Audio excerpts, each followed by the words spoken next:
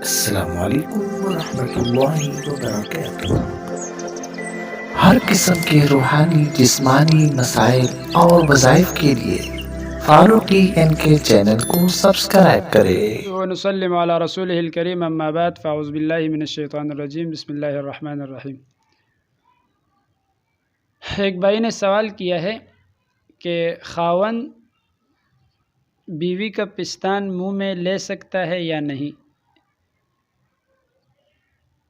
اور عورت کے پستان سے دودھ پینا شوہر کے لیے کیسا ہے، اور اگر دودھ منہ میں چلا جائے تو آیا اس کا نکاح ٹوٹ جاتا ہے یا نہیں۔ بات سمجھنے کی کوشش کریں۔ سب سے پہلی بات تو یہ ہے کہ عورت کا پستان شوہر منہ میں لے سکتا ہے یا نہیں۔ لے تو سکتا ہے، لیکن مسئلہ صورت یہ ہے کہ بسا اوقات ایسا ہوتا ہے کہ اب عورت کے پستان میں دودھ ہو اور وہ دودھ اس کے حلق سے نیچے چلا جائے، آیا وہ ایک قطرہ ہو یا زیادہ قطرے ہوں، لیکن اگر اس کے منہ میں وہ دودھ چلا جائے تو اس سے نکاح تو نہیں ٹوٹتا، بشرط یہ کہ وہ 2 سال تک نہ ہو۔ یعنی 2 سال سے مراد یہ ہے کہ اب ایک عورت ہے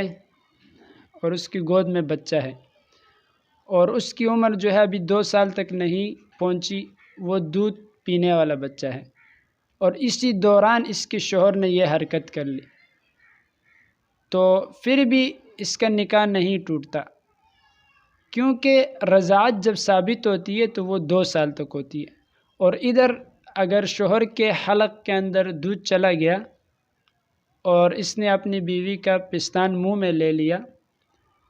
تو اس سے نکاح تو نہیں ٹوٹے گا، اور رضاعت ثابت اس لیے نہیں ہوگی کہ بچے کی عمر ابھی 2 سال تک نہیں پہنچی اور شوہر کی عمر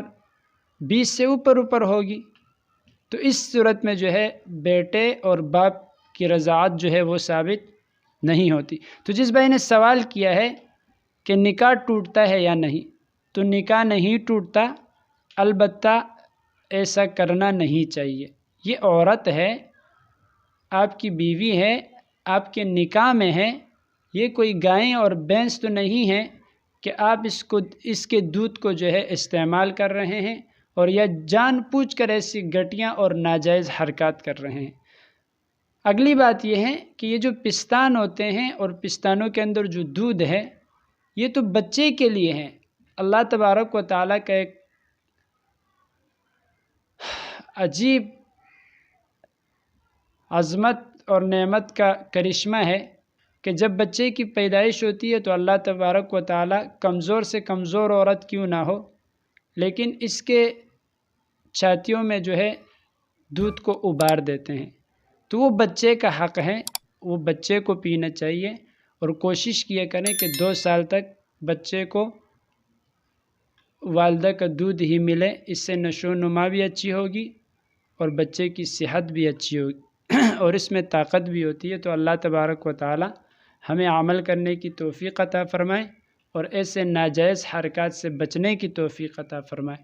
وآخر دعوانا الحمدللہ رب